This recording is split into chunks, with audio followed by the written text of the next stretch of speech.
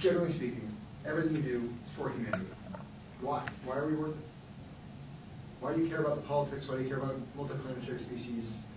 Consciousness, you mentioned that, but like, yeah. Do you ever get like feel like that's maybe not the case or not true?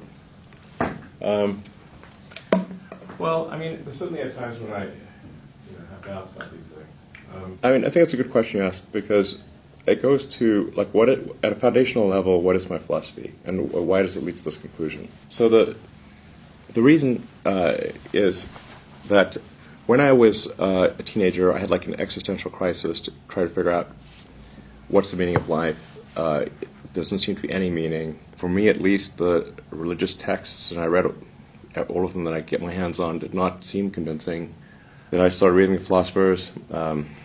Be careful of like reading German philosophers as a teenager. It's definitely not going to help with your depression. So reading Schopenhauer and Nietzsche, I'm like, ugh. Now, as an adult, it's much more manageable. But as a kid, you're like, whoa.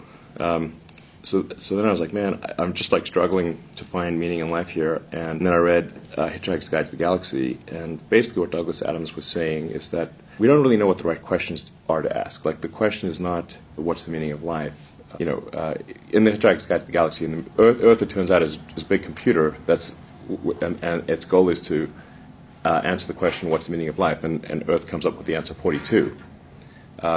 This is where the 42 number comes from. Mm-hmm. And 420 is just 10 times 42. One order of magnitude. Yeah.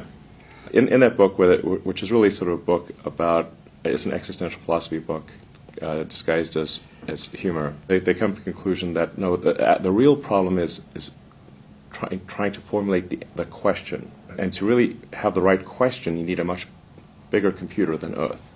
And so maybe like one way of characterizing this would be to say the universe is the answer.